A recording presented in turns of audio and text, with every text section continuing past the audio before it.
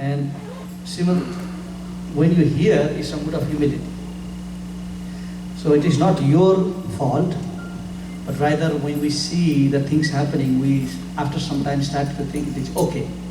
So unless you are medically disabled, that you have to sit down in a chair, is a system of humility.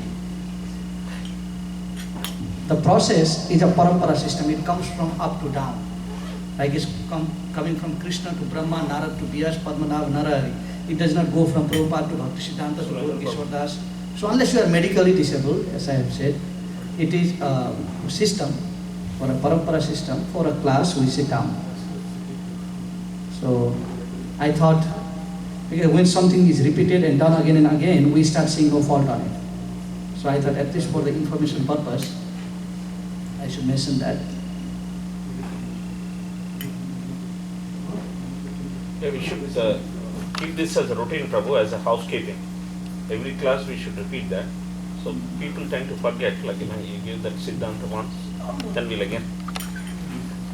It's like a first requirement for achieving knowledge is explained by Lord Krishna himself. That what makes that knowledge effective?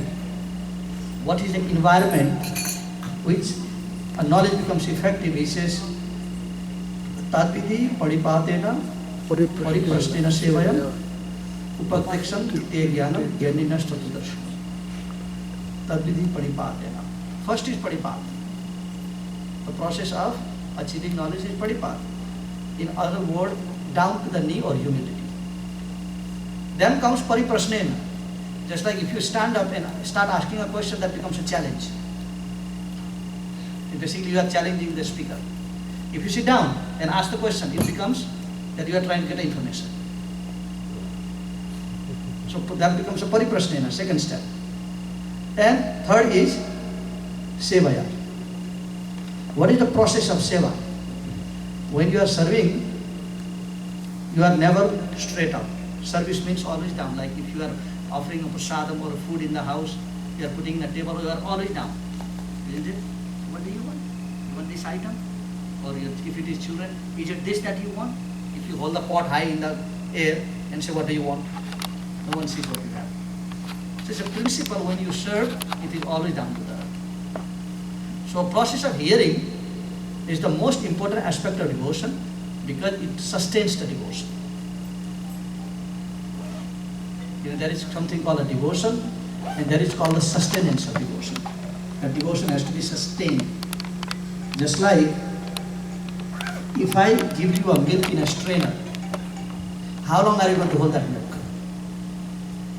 The giver has given you, but it is a strainer that you have.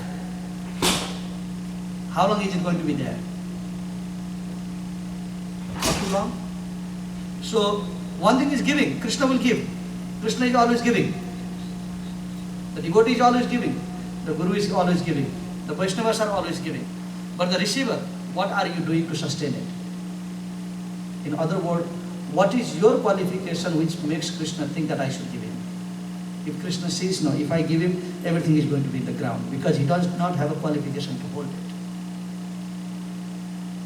So there are, certain rules and regulations. So I thought we'll get a little bit detail onto that topic today, which is the topic of the Hamsa Guha prayers.